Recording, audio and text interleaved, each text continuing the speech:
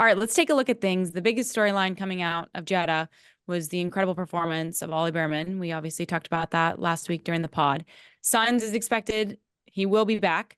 But what is, I guess, the protocol, Laurence, in terms of him being cleared to resume racing?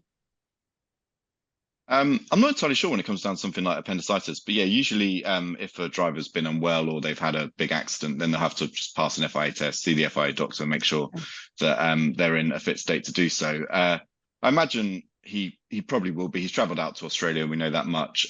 It was pretty clear in Jeddah that he was very keen to get back in the car as soon as possible because he limped his way into the paddock, clearly in some discomfort, and into the Ferrari garage to watch Ollie Behrman drive his car in Jeddah. So yeah, I'm pretty sure he'll be back unless there's been any complications, but we haven't heard of any complications. I remember Alex Albon missed a race, the Italian Grand Prix, a couple of years ago when Nick de Vries stood in for him, and he made a very swift recovery despite complications during his appendicitis surgery. So yeah, I suspect Carlos will be back, but yeah, of course they'll make sure that he's 100% fit to do so before he steps in the car. When you guys look at this, obviously Red Bull has had a dominant start to the season with 2-1-2 finishes, as we all kind of expected. Sainz finished on the podium round one. Charles Leclerc finished on the podium in Jeddah. Do you feel like, Nate, that Ferrari is closing the gap on Red Bull, or too early to tell at this point?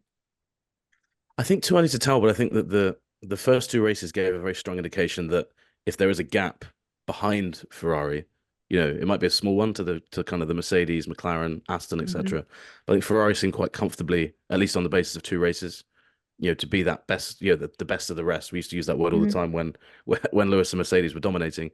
I think the interesting thing will be coming through this spell of races now. If Ferrari do keep these run of podiums going, the next natural step is, if you're clearly established as the second best team, your next step is, like you mentioned, Katie, is can we cut the gap forward? We'll start to see upgrades, etc. So quite a exciting time for those. I say exciting. It's not exciting in the sense that they're so far behind Red Bull, but the tantalizing kind of prospect of, the next step. If you can be the second best team, the next logical step to aim for is to cut the gap into Red Bull. So it might be. I think it is still too early to say with Ferrari, but yeah, even with the signs missing Jeddah, like they came out of that weekend looking pretty strong still with Charles on the podium. So given everything around their season so far, there could have been a lot of negative noise coming out of it, but actually they look really strong. So I would back them to be on the podium again, or at least challenge this weekend.